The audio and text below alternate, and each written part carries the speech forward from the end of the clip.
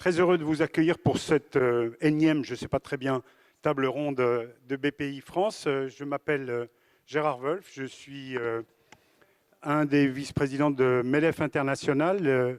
Je mène aujourd'hui une délégation d'une quinzaine d'entreprises et nous sommes ici pour parler de financer la ville et de ses infrastructures. Et j'appelle tout de suite les participants de cette table ronde, à commencer par Bruno Connet. Monsieur le ministre, vous êtes le bienvenu. Je crois que vous êtes très connu ici.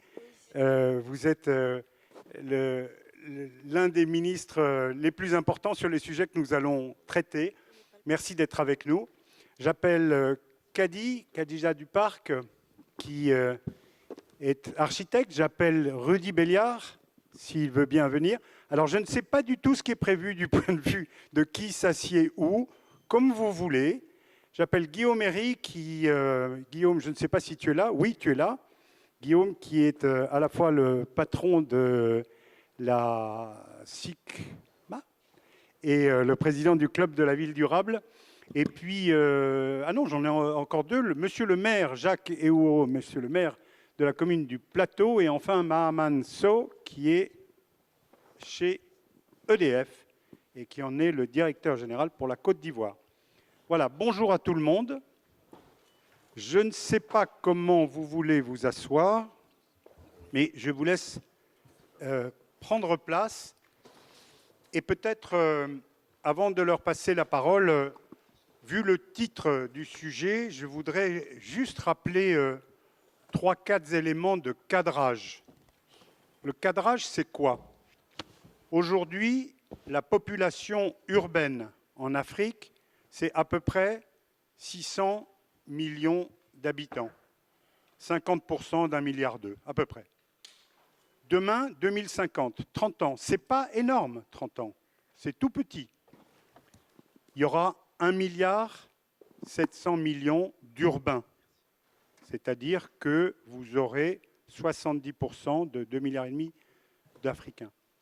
On va tripler, mesdames et messieurs les panélistes, madame et messieurs les panélistes, on va tripler la population urbaine en Afrique, en Côte d'Ivoire comme ailleurs. Première donnée. Deuxième donnée, l'informel. On a encore à peu près 50% de quartiers informels. Ça ne veut pas dire bidonville, mais quartiers informels en Afrique. Comment améliorer cet habitat ?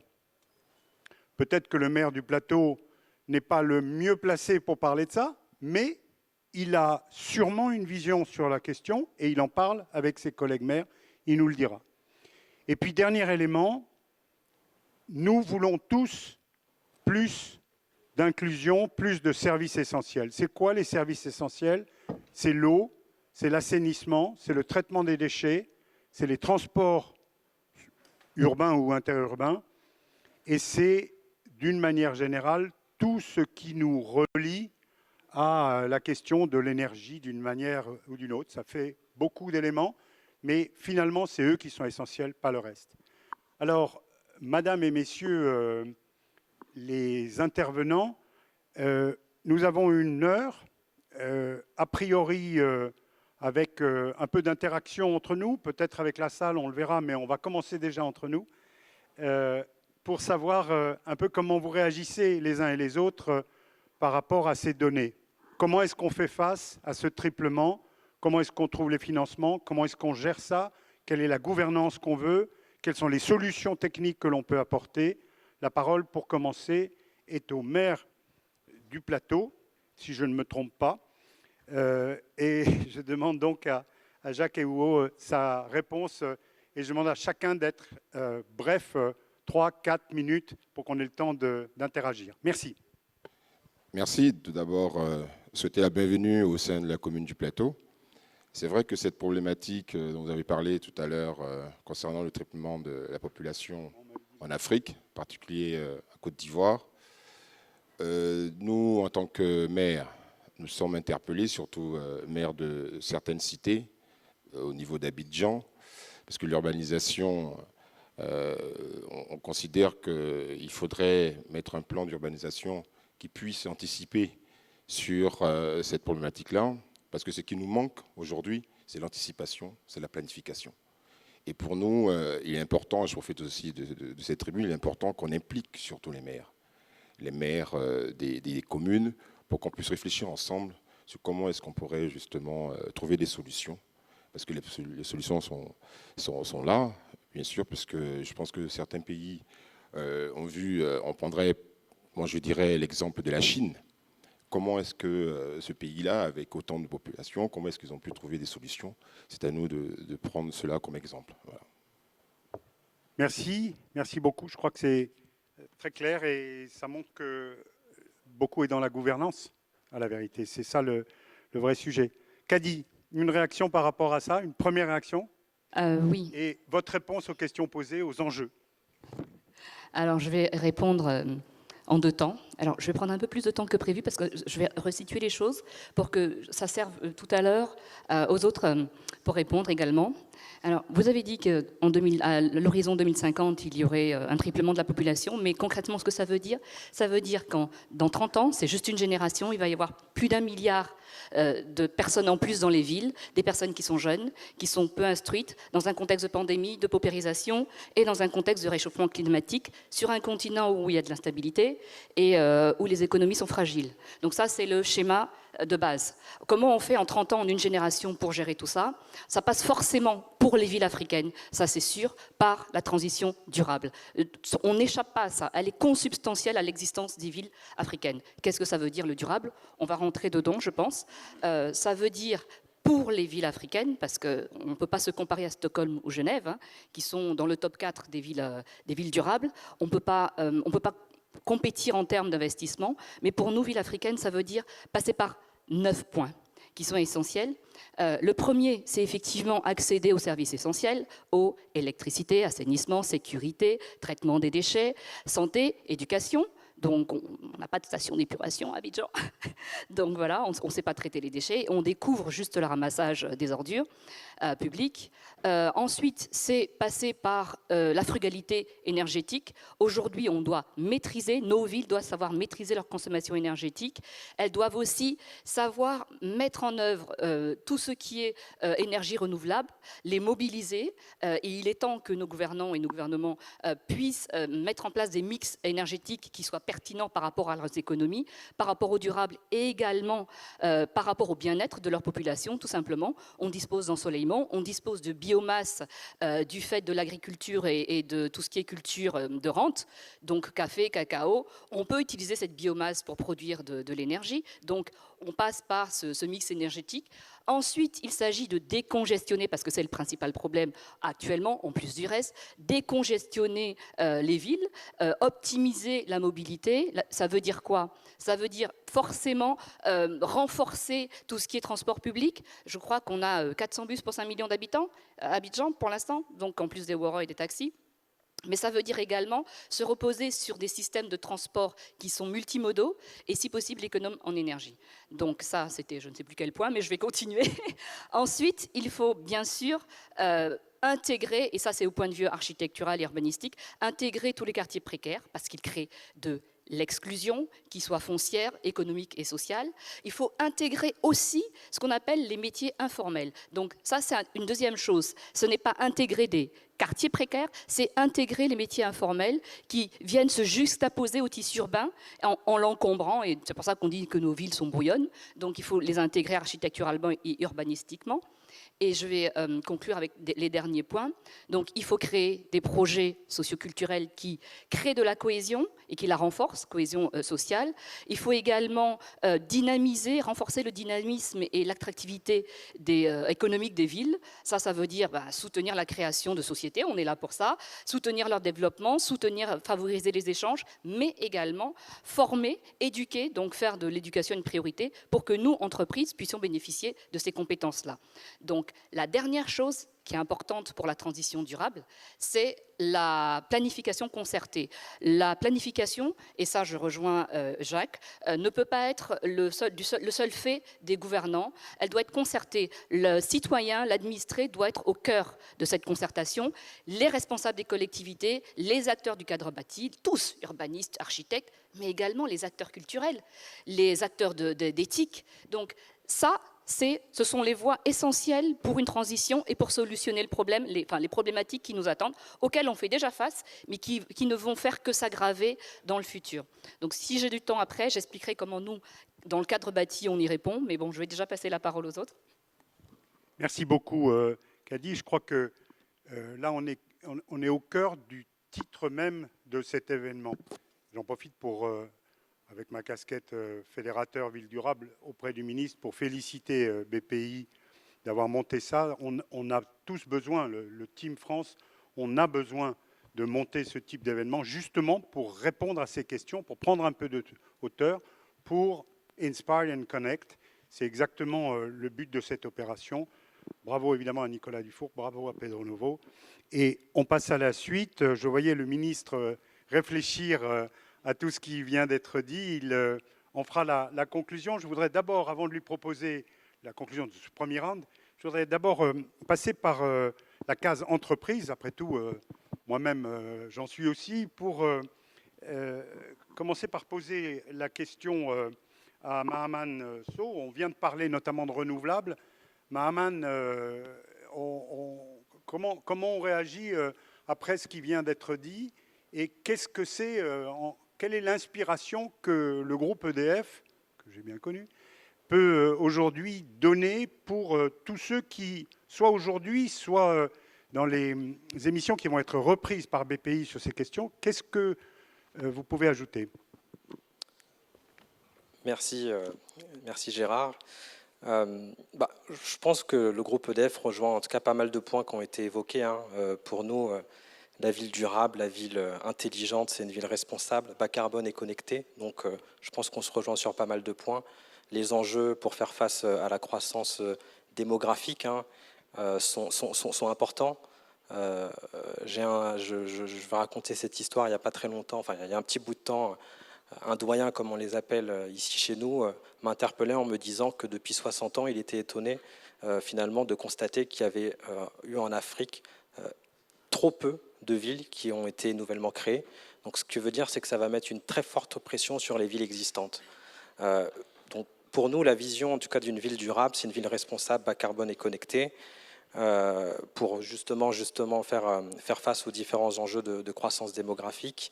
Et puis, comme ça a été souligné, mettre à niveau un certain nombre d'infrastructures de base. Et la question évidemment de l'énergie est clé et constitue finalement une transversale, parce que tous les secteurs, quelle que soit la taille de la ville, qui doivent interagir, vont nécessairement passer par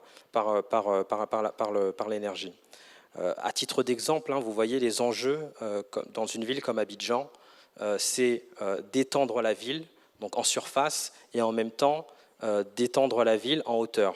Donc ça se traduit par notamment des développements d'infrastructures importantes sur le système électrique, c'est-à-dire de nouveaux postes, de nouveaux câbles, mais aussi par des renforcements importants des capacités donc sur ces mêmes infrastructures. Donc, sur la période 2020-2025, il va y avoir environ une quarantaine de postes sources électriques qui vont être créés, et il va y avoir pratiquement un renforcement de capacité de l'ordre de 500 MW, c'est-à-dire pratiquement 25% de la capacité existante. Donc ça vous illustre finalement quels sont les enjeux pour les villes africaines en termes justement de développement d'une manière générale durable, et comment la question de l'énergie est clé. Et nous, notre approche EDF, c'est évidemment d'avoir une approche à 360 degrés où on essaie justement de se concentrer sur toutes les finalités, notamment des enjeux de développer l'énergie au sein d'une ville, c'est-à-dire que ce soit sur les aspects de construction des bâtiments, smart building,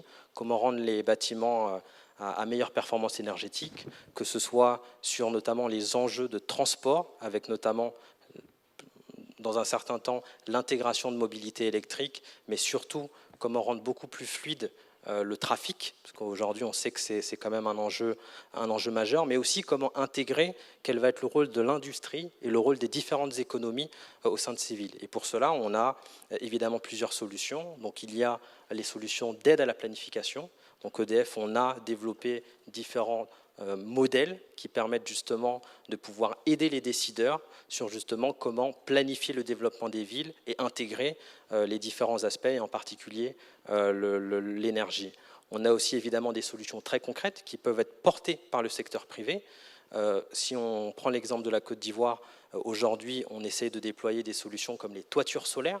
Et aujourd'hui, dans un contexte où on sait qu'on traverse une situation assez sensible, notamment sur la fourniture d'électricité, ce sont des solutions qui méritent aujourd'hui d'être facilitées, vulgarisées, en termes notamment de réglementation. Et ces solutions-là, le secteur privé est prêt à la financer. Nous, quand on propose une solution de toiture solaire, c'est-à-dire qu'on fait le design, on fait évidemment la mise en œuvre, l'exploitation, et on est capable de la financer pour proposer aux clients en fait, de nous rembourser sur une période de 10-15 ans. Donc quelque part, c'est nous qui portons on va dire, le risque de performance de ces installations parce que nous sommes impliqués sur toute la chaîne de valeur.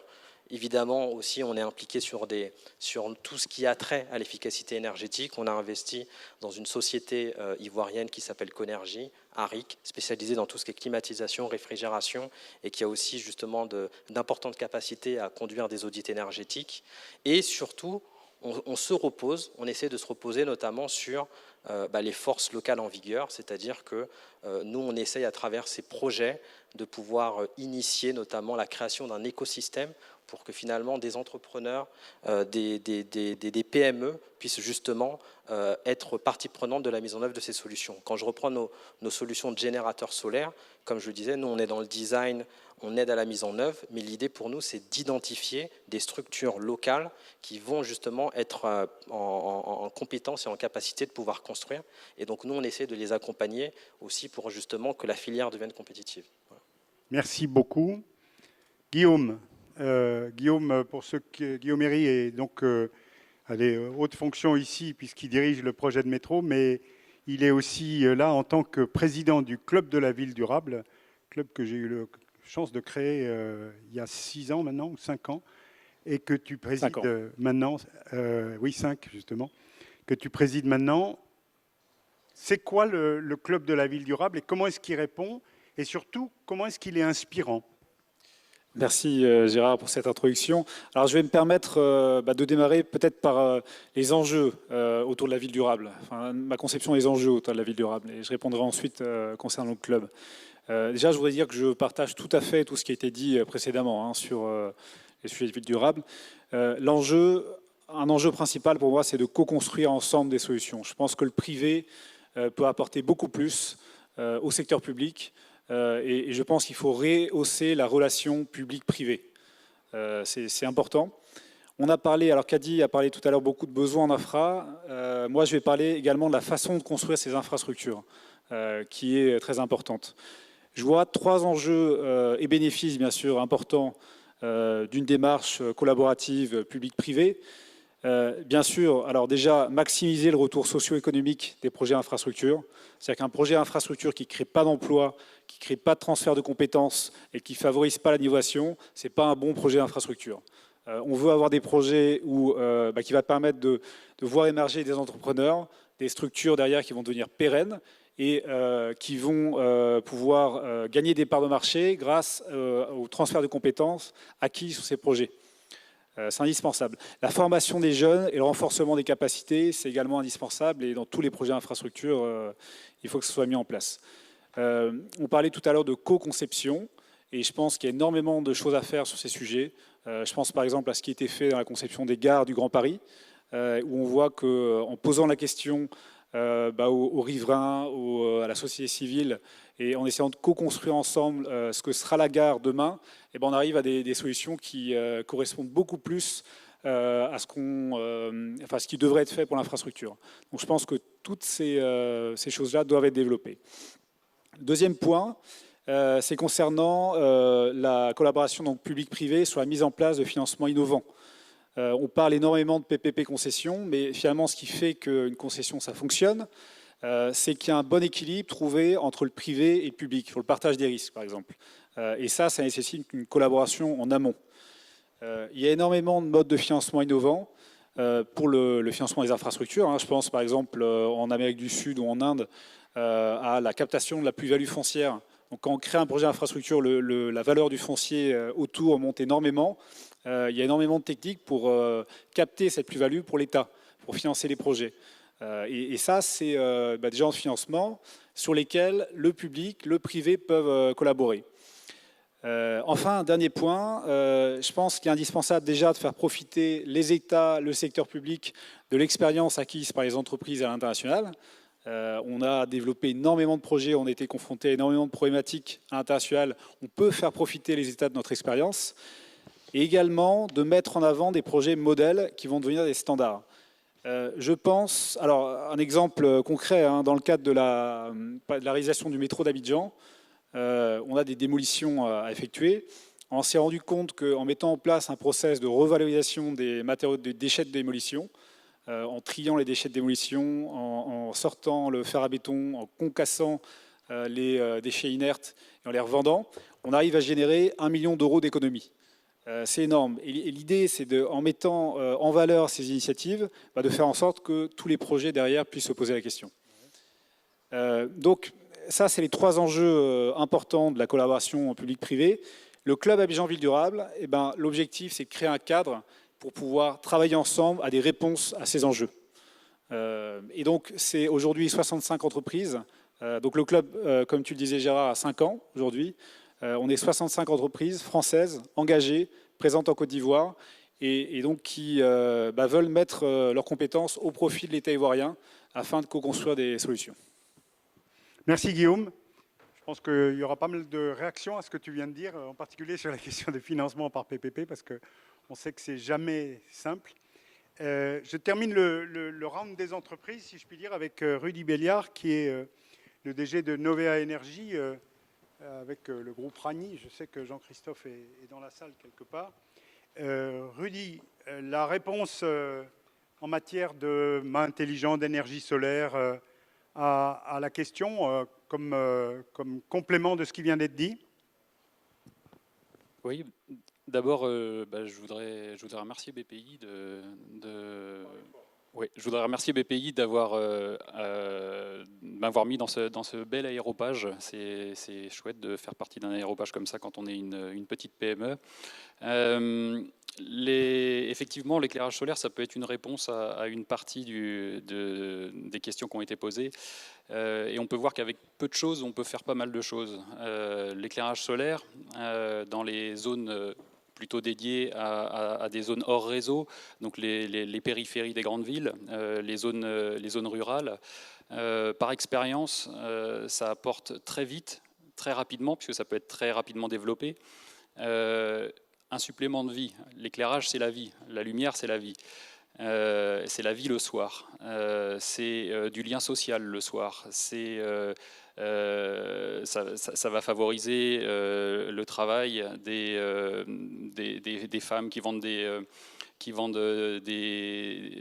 brochettes, qui vendent des légumes, qui vont pouvoir prolonger leur vie professionnelle, et on rentre dans un cercle vertueux où on va apporter à la fois un supplément de vie et puis un supplément de vie commerciale qui va engendrer de la richesse.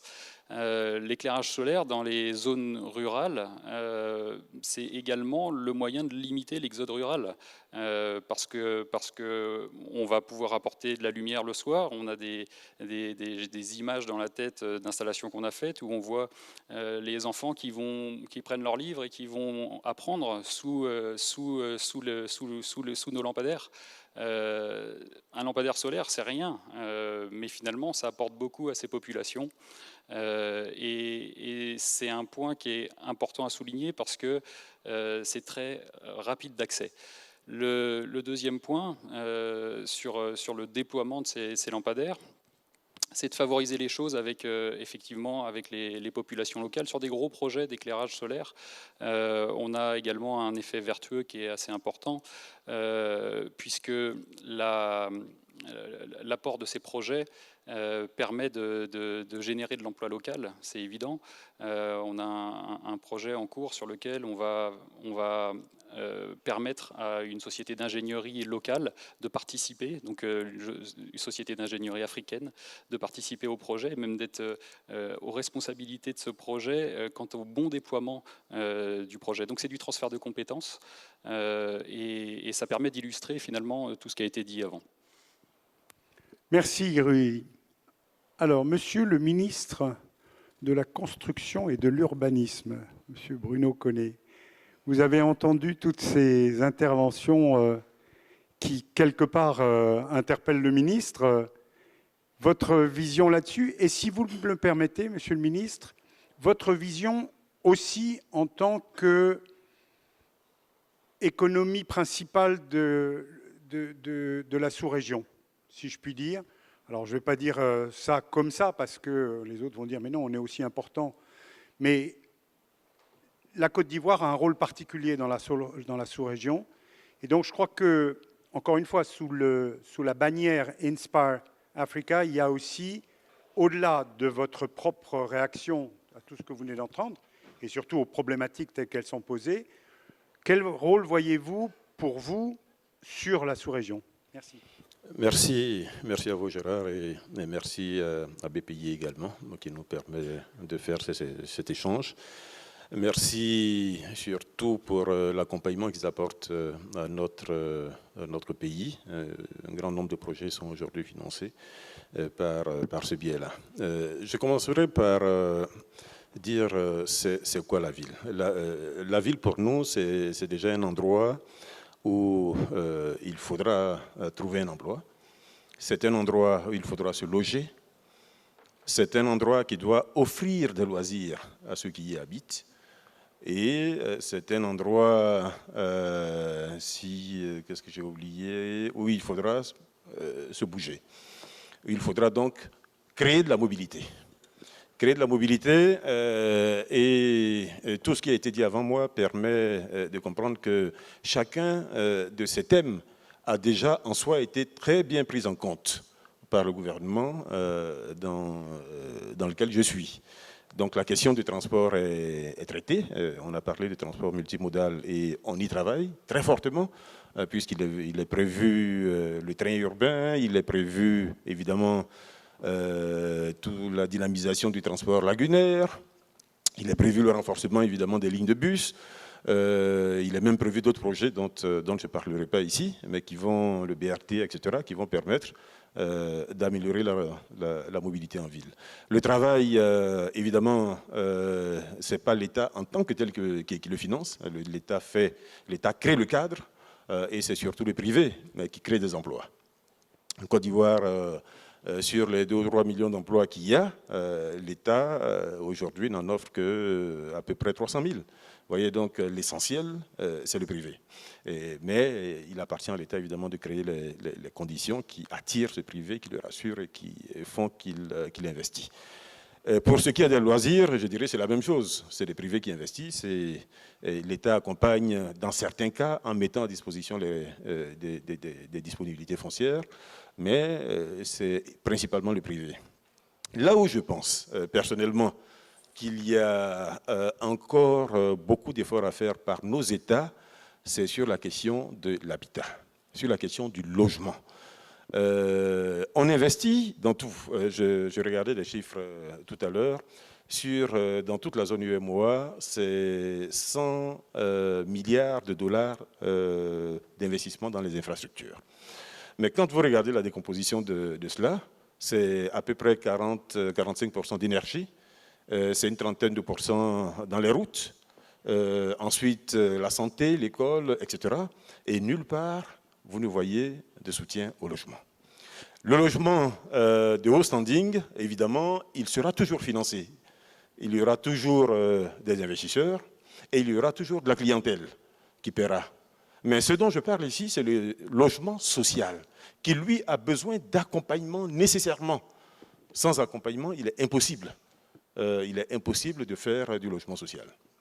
Bon, et là, malheureusement, il n'y a pas d'accompagnement par les bailleurs de fonds, il n'y a pas d'accompagnement par les grandes institutions que je ne vais pas nommer ici.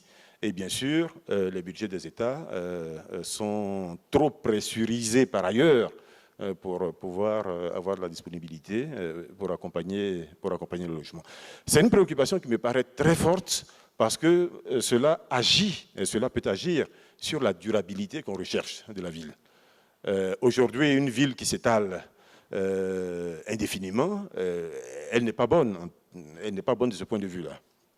c'est des infrastructures qui coûtent plus cher, c'est de l'électricité qui va plus loin, c'est des routes qu'il faut créer, c'est de l'espace qui est occupé, mais qui n'est pas occupé de façon optimale, etc., etc. Donc nous encourageons évidemment la construction en hauteur. Et vous avez dû le remarquer dans la ville d'Abidjan aujourd'hui, sur certains quartiers, il n'y a aucune question qui se pose sur le plateau, n'est-ce pas, monsieur le maire? Sur Marcory, aujourd'hui, il n'y a aucune question qui se pose. Il y a des quartiers qu'on préserve parce qu'il y a eu ce mode de vie qui vient de ce que nous avons connu, mais il nous faudra de toutes les façons, dans les prochaines années, accélérer le rythme de la densification. Aujourd'hui, aucun projet, par exemple, social n'est réalisé sans une station d'épuration. Pour dire aussi que nous prenons en compte cette préoccupation. Évidemment, nous sommes tributaires de la production d'énergie qui se fait au niveau national, et production qui aujourd'hui est composée grosso modo à 3/4 à peu près d'énergie venant du gaz et des combustibles pétroliers, et seulement un tiers, et seulement un quart qui vient de l'hydraulique. Il faudrait renforcer cela, sans doute. Des projets sont en cours. Il faudra utiliser d'autres méthodes. Tout à l'heure, quelqu'un a parlé de tous les déchets organiques venant de l'importante production agricole que nous avons dans le pays. Ces déchets, jusqu'à présent, malheureusement, sont perdus. Alors qu'ils peuvent permettre de créer de l'énergie, certaines entreprises ont commencé à s'y intéresser et on voit même dans certains cas pilotes une production intéressante d'énergie faite à partir de ces déchets-là.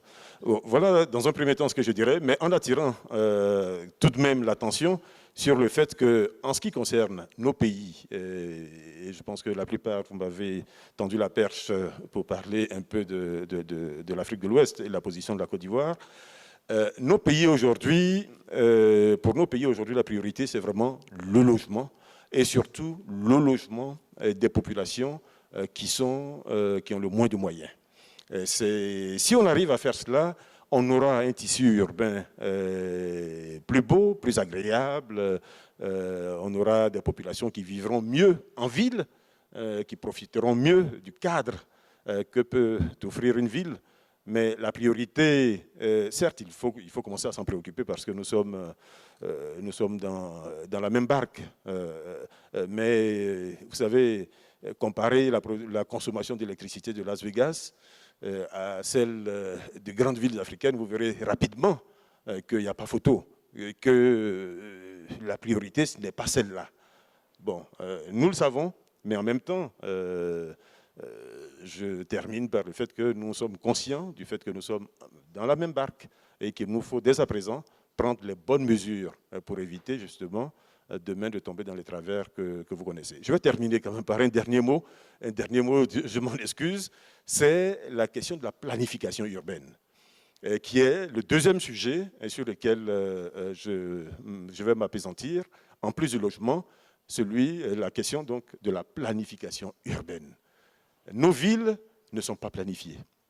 Nos villes sont construites, se développent, et l'État vient après coup essayer de rattraper, ça coûte cher. Et il nous faut donc investir davantage dans les outils de planification, dans les schémas directeurs d'urbanisme, dans les plans directeurs, dans les schémas de structure, dans les plans de détail, etc. Cela manque à nos pays et je m'arrête là. Merci. Merci beaucoup, Monsieur le Ministre. Alors, sur ce dernier point que vous venez d'évoquer, il est clair que côté Team France, que ce soit encore une fois BPI, Business France, MEDEF International, tous les opérateurs, on est complètement convaincus de ça.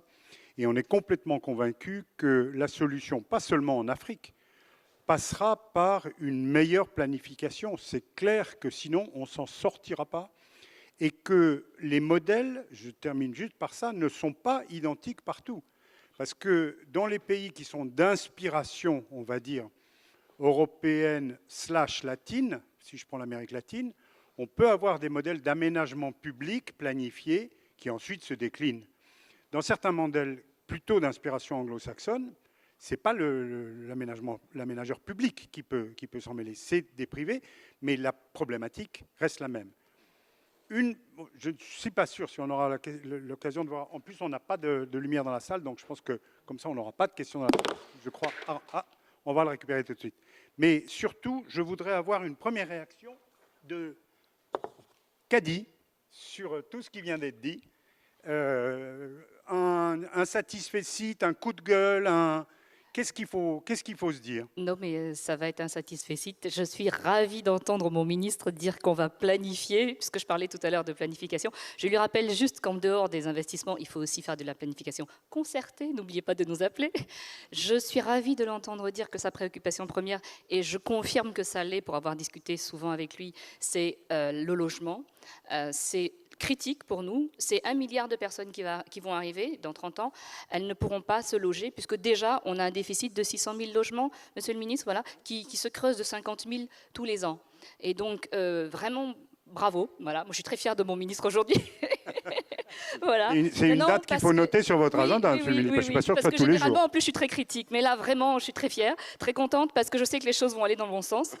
Et juste pour revenir sur comment on peut trouver des solutions, je disais tout à l'heure que on est en train de développer un système de logement qui est durable. Dans durable, on met bioclimatique, adapté à son contexte géoclimatique, qui favorise en fait tout ce qui est climatisation et ventilation, ventilation et éclairage naturel, pardon. Un logement aussi qui soit fonctionnel, c'est-à-dire dont l'enchaînement des pièces est cohérent, pertinent par rapport à nos modes d'occuper l'espace, par rapport à nos modes d'habiter aussi, culturels, c'est-à-dire qu'on a ajouté une pièce qui s'appelle la cuisine africaine, en plus de la cuisine classique, et je pense que toutes les ménagères ici vont savoir ce que c'est la cuisine africaine, c'est celle où on va pouvoir les piler notre foutou, faire notre poisson braisé, voire même attacher le mouton lors de la tabaski, je vous jure, c'est du vécu. Donc c'est absolument nécessaire, sauf qu'en général, ça n'est pas pris en compte dans le logement économique. Ce sont aussi des logements, comme je disais, qui sont pertinents en termes d'implantation, puisqu'ils vont être orientés de manière adéquate par rapport à l'ensoleillement ou au sens où souffle le vent. Ce sont des logements qui sont abordables, ça je l'ai déjà dit, mais qui également vont permettre de générer des revenus grâce à ce qu'on appelle une pièce en plus. Donc une pièce qui vient en plus des autres pièces qui assurent le confort, donc chambre, salle à manger, salle de bain, tout ça. Et cette pièce, en fait, c'est une pièce où la maîtresse de maison ou le propriétaire va pouvoir développer des activités qui lui sont propres, comme je disais tout à l'heure. On va pouvoir développer son petit commerce, comme font souvent les femmes, même quand elles ont un emploi, son petit commerce de mèche, son petit commerce de couturière. Et si elle ne le fait pas en propre, elle peut louer cette pièce pour que justement les petits commerces, et là c'est important, informels qui ont l'habitude d'encombrer nos trottoirs, puissent être absorbés à l'intérieur des habitations. Et donc, du coup, on va pouvoir voir dans tous les quartiers cette petite pièce en plus qui va accueillir le maraîcher, le petit couturier, le petit coiffeur de quartier et désencombrer nos rues. Ça signifie que ce système de logement va d'abord apporter de la durabilité à l'intérieur des habitations, mais également de l'organisation, de la lisibilité, et par le projet de quartier qui le sous-tend, c'est-à-dire un projet de quartier qui est durable, on va apporter des trottoirs, on va apporter des zones piétonnes, on va apporter des voies cyclables, tout ce qui n'existe pas aujourd'hui. Et bien sûr, quand je dis trottoirs, ils sont végétalisés. Donc c'est un projet qui, au-delà du fait qu'il va générer des revenus et améliorer la qualité de vie en termes de confort et en termes économiques des personnes qui vont l'occuper, va améliorer la qualité de l'écosystème urbain et également la qualité de l'écosystème économique des contextes dans lesquels il s'intègre. Donc c'est une façon pour nous d'apporter des solutions qui sont concrètes. Et je vais revenir juste, parce que c'est important, sur le fait voilà, qu'on doit travailler de concert, parce que nous attendons des solutions de votre part, autres entreprises, qui viennent nous aider à nous fournir en équipement, par exemple, pour développer tout ce qui est énergie renouvelable, etc. Et je pense que c'est un travail commun, c'est une vraie mutualisation des intelligences dont nous avons besoin. C'est dans cet esprit qu'on a créé les clubs de la ville durable. Celui d'Abidjan est le premier créé, et on en a maintenant un peu partout dans le monde. On commence à être copié. D'ailleurs, je me demande si je ne vais pas poser un copyright, parce que les Mexicains à Mexico City veulent... je ne parle pas des boîtes françaises, je parle du club lui-même. Ils veulent en faire un entre eux. Alors, Guillaume pour une réaction, et ensuite le maire. Qu'est-ce qu'il fait de tout ce qui a été dit? Parce que lui, il le vit au quotidien, même si, encore une fois, le plateau et pas nécessairement toujours dans la même logique. N'empêche qu'un maire, qu'il soit dans une commune dite privilégiée ou dans une commune partout dans le monde, moi j'en vois, ça fait partie de mon job, si je puis dire, sur les 5 continents, le maire, c'est quand même chez lui qu'arrivent, pour une fois, je ne vais pas être grossier, je vais dire juste qu'arrivent les problèmes. Mais je pourrais être beaucoup plus grossier que ça, surtout pour le rugbyman que je suis. Guillaume, Oui. 1 minute, et ensuite, monsieur le maire. Alors, je vais essayer d'aller très vite. Juste pour réagir par rapport à ce qu'a dit Kadi, le projet donc Lives2 dont on parlait, c'est un projet sur lequel le club travaille avec le groupe Nood et Projex qui fait partie du club. Et effectivement, c'est un projet qu'on a labellisé pour le mettre en valeur parce que ça peut servir d'exemple. Et l'architecture dont tu parlais peut justement être répliquée dans d'autres communes. Donc ce sujet-là est important. Je voudrais rebondir sur le sujet de la concertation, de la co-construction, pour dire un exemple également de co-construction qui fonctionne bien. Je voudrais remercier Monsieur le ministre pour son appui dans la création du concours Initiative Ville Durable. On vient de présenter les lauréats, les 6 lauréats tout à l'heure. En 3 mois, grâce au ministère de la Construction, du Logement et de l'Urbanisme et donc la collaboration entre le club et le ministère, on a réussi à sourcer 200 projets innovants autour de la ville durable, en regrouper 24 qu'on va suivre, qu'on va accompagner et en primer 6. C'est énorme. Et tout ça, ça a été fait juste avec j'allais dire du bénévolat, hein, mais c'est un travail de chacun. Ça a été fait sans argent. Ça a bien fonctionné. Ça va permettre de créer des liens entre les structures retenues et les membres du club, hein, qui sont des groupes internationaux avec des marchés à l'export. Et ça va permettre d'accompagner leur financement également. Donc merci Monsieur le ministre et merci au ministère de la Construction, du Logement et de l'Urbanisme. Un mot avant de passer la parole au maire, à destination de Nicolas et de Pedro, les dirigeants de BPI France, et à destination d'un des organisateurs du sommet de Montpellier en octobre. Pierre, je crois que tu dois être dans la salle, je ne te vois pas, mais je crois que tu es là. S'il vous plaît, débrouillez-vous, là aussi je suis poli, pour que cette initiative soit présentée à Montpellier. C'est un truc fantastique qui a été monté, c'est une collaboration parfaite public-privé, c'est le cas de le dire, public-privé. Et franchement, c'est aller chercher des pépites, c'est le terme que notre ministre Franck Riester adore, il a raison, c'est aller chercher des pépites. Et bien sûr, j'ai suivi le process puisque Guillaume m'a associé, puisque je suis un peu le papa de ce club, je ne sais pas comment il faut le dire.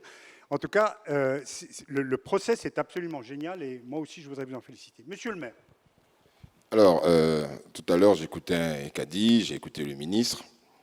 Aujourd'hui, il faut vraiment que, et je l'ai dit tout à l'heure, que les maires soient réellement impliqués. Vous voyez, lorsque nous parlons de traitement de la démographie, vous prenez le cas du plateau par exemple, on a un vrai problème côté transport, stationnement. Aujourd'hui, on a développé, l'État a permis que je développe tout le transport fluvial, mais il y a une chose, et ça c'est une critique, monsieur le ministre, il y a une chose qui m'étonne, c'est que vous avez 3 structures, 3 entreprises qui font le transport fluvial, mais chaque société a sa gare. J'ai pas vu dans un pays où chaque société de transport aérien a son aéroport. Donc en termes d'aménagement, il y avait une structure qui existait.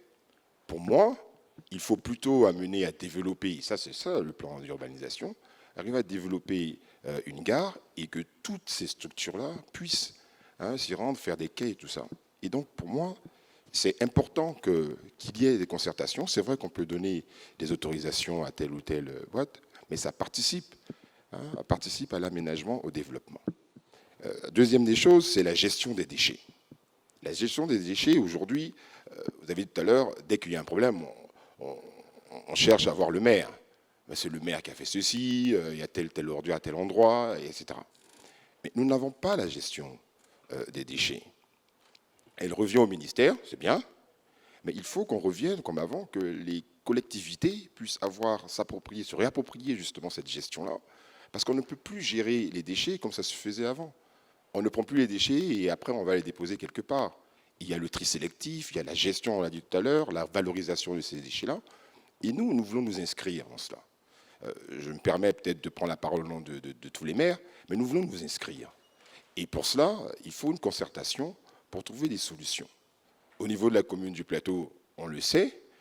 C'est vrai que de prendre comme exemple la commune du Plateau, mais c'est la commune phare. Et étant qu'en commune phare, c'est pas normal, par exemple, que vous voyez que pour des bacs à ordures un peu partout, mais lorsque le maire il décide, à partir d'un certain moment, de ne pas voir au niveau des rues, au niveau des avenues et tout ça, un certain type de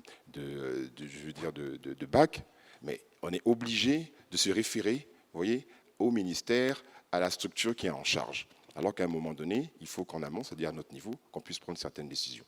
Donc je vous interpelle par rapport à cela, pour que justement, dans toute cette planification, on va arriver à un moment donné, elle a dit en 2050, on va se retrouver, je ne sais pas, on est à quoi, 20, 25 millions d'habitants, on va se retrouver dans 3 ans, vous voyez, à tripler 75 millions d'habitants. Si on n'a pas justement réussi cette décentralisation, si elle n'est pas effective, l'État-providence aujourd'hui n'existe plus. C'est plus possible. Donc, il faut arriver justement à permettre aux collectivités de pouvoir participer au développement. Et c'est nous qui sommes plus proches des populations, tout le monde, hein, mais c'est nous justement qui sommes à l'écoute, en tant que gestionnaire de cité, pour pouvoir trouver des solutions et il faut qu'on puisse travailler ensemble. Voilà. Merci beaucoup. Il nous reste 12 minutes. Vous êtes 6. Oublions les gens qui sont là. Le principe de ces événements BPI, c'est de motiver des jeunes entrepreneurs, en l'occurrence français ou ivoiriens ou africains ou d'autres, dans ce qui va ensuite être repris dans un condensé des meilleurs moments, dont celui où on était dans le noir, j'imagine, merci. Qu'est-ce que vous avez envie de dire? Le profil type, c'est une ou un entrepreneur, moins de 30 ans, qui veut s'investir pour améliorer, on va dire simplement, le sort des urbains de demain en Afrique. Vous avez 2 minutes chacun, on finira par le ministre, c'est la moindre des choses, 2 minutes chacun pour dire « engage-toi », tu es homme, tu es femme, tu es français, tu es africain, tu es ivoirien ou tu es d'un autre pays, qu'est-ce que tu peux faire? Comment tu peux te bouger? Comment est-ce que, le cas échéant, on peut t'aider? Qui commence? Mahaman. Donc, non mais, très bien. Non mais c'est bien parce que ça permet en plus d'insister sur ce qui peuvent être les facteurs de succès. On a parlé des concours qui permettent de détecter justement les pépites. Et puis moi j'ai eu la chance hier justement grâce au concours de BPI France d'échanger hier avec 5 entrepreneurs dans la FinTech. Et je crois qu'en ce qui concerne l'industrie du numérique, l'Afrique n'a aucun complexe. Et je pense que dans toutes ces thématiques de ville durable, de ville intelligente, on doit reposer justement sur ce que peut apporter cette industrie du numérique. Que ce soit dans la construction dans la réalisation des bâtiments à faible consommation d'énergie, ou que ce soit sur tous les enjeux de mobilité. Comme on le disait, nous, notre vision EDF, c'est qu'une ville durable, elle doit aussi être une ville connectée.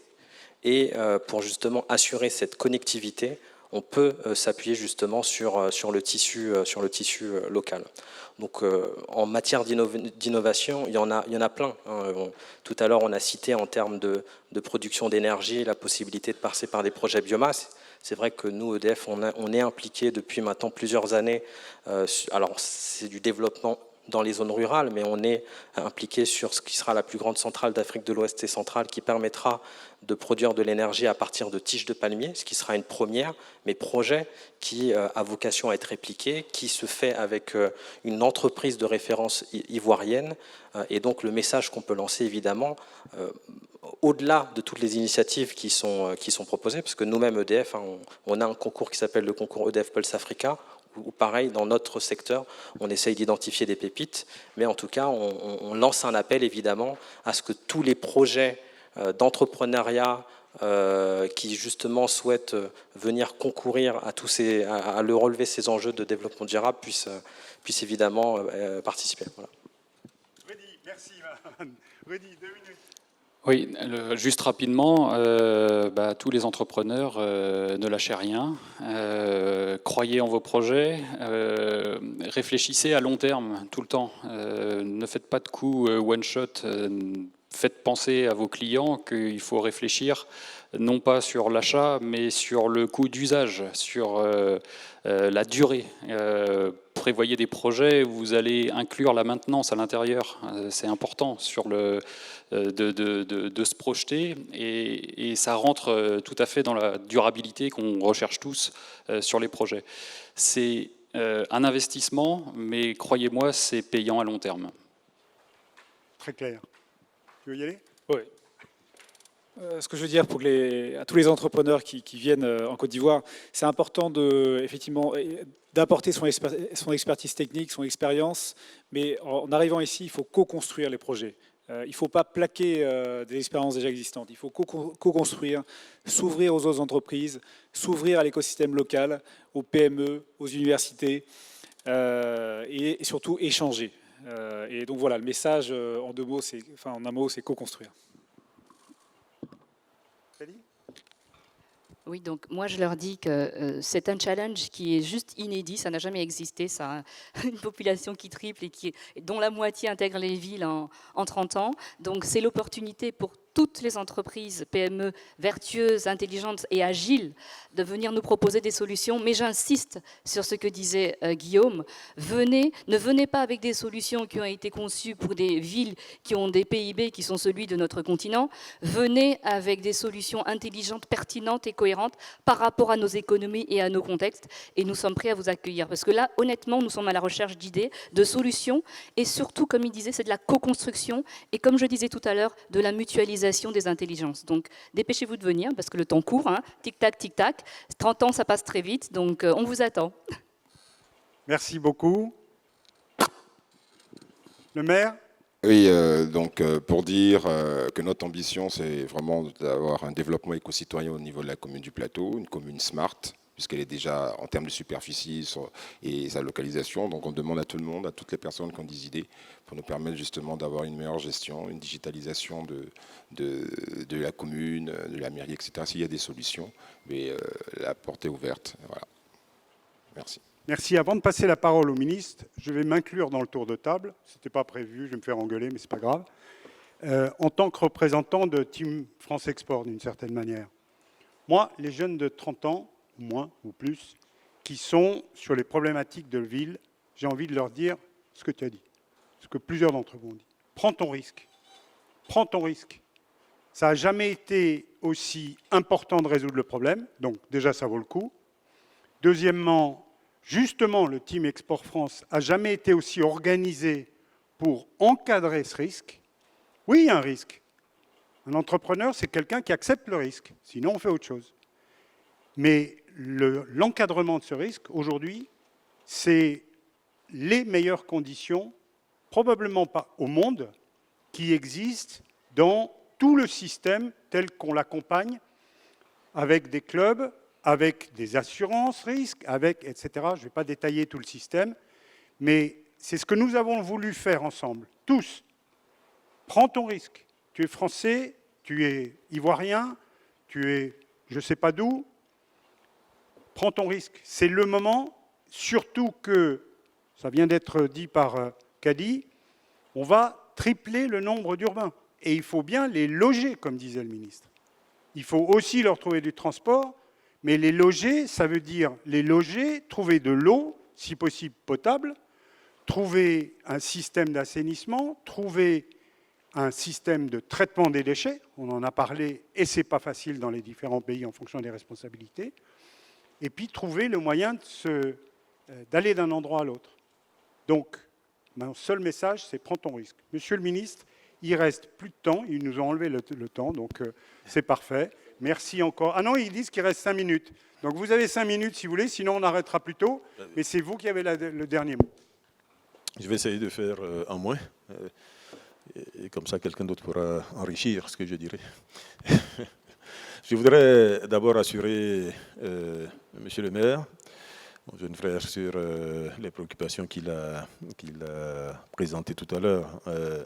ces préoccupations sont bien prises en compte par le gouvernement. Les aspects de décentralisation, notamment, qui font l'objet de longues discussions. Mais encore une fois, moi, je coutume de regarder les choses de façon objective. Nous ne sommes qu'un pays en voie de développement avec des ressources qui sont limitées. Et dans ces conditions, il y a beaucoup de choses qu'on voudrait faire, mais qu'on ne sait pas faire. Tout simplement parce qu'on ne dispose pas des ressources pour le faire. J'ai bien noté sa préoccupation par rapport au transport lagunaire. Je me ferai son avocat auprès de mon collègue des transports, parce que je pense que c'est comme ça qu'on s'enrichit. Plusieurs fois, le mot co-construction a été prononcé, le mot collaboration a été prononcé. C'est comme ça qu'on fait avancer les choses. Moi, j'estime que l'État ne doit pas être un État souverain placé au-dessus d'un piédestal et qui regarde tout le monde de haut. L'État, ça doit être ça doit être discuter avec tout le monde, échanger, s'enrichir mutuellement, prendre les solutions quand elles sont bonnes et puis les mettre en œuvre. Donc, moi, je suis totalement ouvert et je suis déjà allé voir plusieurs maires d'ailleurs. Tu es l'un des rares que je n'ai pas encore vu. Je suis déjà allé à Yopougon, où on a passé de longues heures à échanger sur la problématique du Yopougon. On est allé à Koumassi, on a passé de longues heures. J'étais il y a une semaine à Port-Boué, où on a passé de longues heures également à échanger. Je serai bientôt à Cocody, qui a des sujets propres. Je suis disponible alors. Et le plateau n'est pas pressé parce que le plateau, c'est celui qui a le moins de problèmes. C'est celui qui a le moins de problèmes. Il a beaucoup d'argent. Et l'argent, c'est le nerf de la guerre. Il a beaucoup d'argent. C'est une ville qui est structurée, bien bâtie, bien pensée depuis 60 ans, 70 ans. Donc, ça fait qu'il y a quand même, il y a toujours des choses à régler, mais il y a quand même beaucoup moins qu'ailleurs. Maintenant, aux jeunes, je voudrais d'abord commencer par féliciter Gérard et Guillaume ensuite pour le concept d'Abidjan ville durable ou de ville durable, parce que je sais comment vous y avez travaillé, je sais l'ambition que vous y mettez et je sais ce que cela peut apporter à nos populations, d'être sensibilisés sur l'intérêt d'avoir un environnement urbain qui soit agréable, qui soit maîtrisé, qui soit sécurisé, etc., etc. Donc nous allons y travailler, et c'est l'engagement que j'ai pris avec Guillaume. On va y travailler. Je suis totalement disposé à apporter le soutien de l'État de Côte d'Ivoire à ce projet. En réalité, c'est notre mission. Vous nous y accompagnez, donc merci à vous. Maintenant, aux jeunes, moi je dirais la question de l'urbanisation, elle est sans fin. C'est un livre qui n'a pas de fin. Il y a tellement à inscrire, surtout dans une ville comme Abidjan, une ville qui est dynamique, qui est bouillonnante, qui a des besoins partout, qui a des besoins au niveau de la construction, qui a des besoins au niveau du logement, qui a des besoins au niveau du traitement des déchets, qui a besoin au niveau de l'assainissement, qui a d'importants besoins au niveau, je dirais, de la discipline ou de la création comment dire ça, il faut qu'on arrive à insuffler ce petit souffle de civisme dans nos populations. Là aussi, il y a du travail à faire. Aujourd'hui, on a des outils sur lesquels on peut se baser pour faire ça, c'est les outils numériques. J'ai eu la chance, dans une vie antérieure, d'avoir été en charge du numérique et je sais le potentiel qu'il y a là. Les solutions qu'on peut aujourd'hui mettre en œuvre, qui vont faciliter la vie en ville, elles sont nombreuses. Au niveau du commerce, il n'est pas normal qu'il y ait des étals partout. Des solutions existent pour empêcher cela, pour faciliter l'approvisionnement des foyers, même l'approvisionnement quotidien, puisque c'est cela qui justifie qu'il y ait autant de personnes qui s'installent partout. Donc, encore une fois, la matière est là, elle est importante, nous sommes prêts à accompagner. Et nous invitons ces jeunes, comme vous l'avez dit, à prendre des risques. Un entrepreneur, c'est d'abord la prise de risque. Nous les y encourageons. Merci. Merci beaucoup, Monsieur le Ministre. Alors, on n'a pas tout à fait fini, d'abord parce qu'on a un peu de temps. Ensuite, puis on a du temps de rab parce qu'on n'a pas eu de lumière. Et puis ensuite, parce que vous aurez remarqué que ce plateau est extraordinaire, mais il n'est quand même pas complètement paritaire. Et donc, je veux terminer en posant à Kadi la question, et vous avez 1 minute et pas 22 secondes. Je me ferai engueuler une fois de plus, mais au point où j'en suis, c'est pas grave. Qu'est-ce qu'on dit à des femmes qui veulent s'engager là-dedans? Il faut, quand on parle entrepreneur, on parle entrepreneur aussi. 1 minute, Kadi, pour elle. Pardon. Ah, on va. Si je peux me permettre. Ça y est, le ministre. Le micro est déjà fermé. Voilà, d'utiliser 20 secondes uniquement pour dire qu'elle est la seule femme sur ce plateau. Mais en même temps, nous travaillons avec des dizaines, un grand nombre d'architectes. Mais la seule, ou le seul cabinet qui nous a présenté un projet intégrant à l'avance des questions environnementales, des questions d'économie d'énergie, c'est le sien. Donc je voudrais me permettre, après son compliment, de la féliciter elle aussi pour ce travail d'anticipation. Merci. Merci, monsieur le ministre. Alors, qu'est-ce qu'on dit à une entrepreneur? Alors, on lui dit que ça ne va pas être facile, ça, il faut le savoir, hein, parce que les hommes ont le pouvoir et on lâche rarement le pouvoir de manière naturelle quand on l'a, ils se défendent bien. Mais mais c'est clair. Mais je vais lui dire qu'il y a de la place, qu'il faut qu'elle le fasse, qu'il faut qu'elle se batte. Elle aura à affronter tous ceux qu'un entrepreneur en général a affronté, en plus du fait qu'elle est une femme. Mais il ne faut pas qu'elle lâche. La plupart des femmes ont les compétences, ont la volonté, ont la vision. Ce qui leur manque, c'est la confiance, du fait de tout un tas de choses. Et aujourd'hui, il faut qu'elles osent. Nous, on a osé. Personne ne meurt d'un échec. Donc, moi, je vais leur dire osez. Osez avec audace, avec confiance, avec courage et avec obstination. Osez. Bravo.